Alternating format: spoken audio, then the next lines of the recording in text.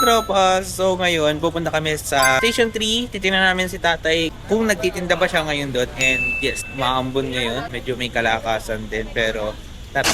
Dito rin tandaan namin sa D-Mall. D-Mall, palengke. Kami magkakasama, si Ian and Poseidon. So guys, nakita na namin si tatay na nagtitinda ng bag. Hello po! Dalawang araw na po namin kayo hinahanap. Wala po kayong paano sa akin. Magkano po sa kanito?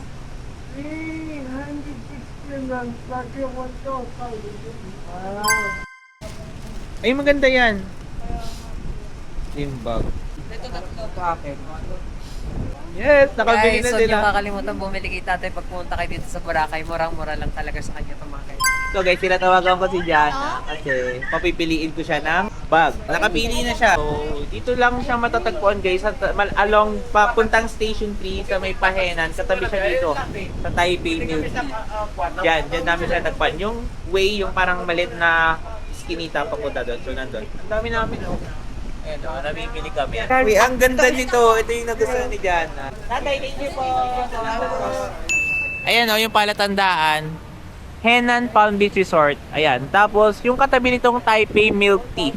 Yan, papunta dyan. Hi! So, nandito kami sa Potato Corner here in Boracay. So, for today's vlog, dito kami sa Hello Mango Tree.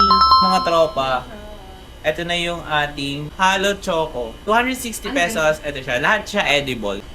Kunin na nila yung mata. Tara.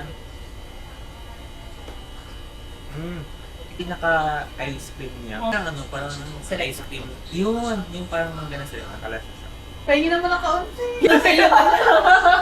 So mga katropa, dito ko na i-end yung vlog ko for today. And see you na lang guys sa sunod. Sana makapag-activity kami by tomorrow kasi umuulan ngayon. And alright.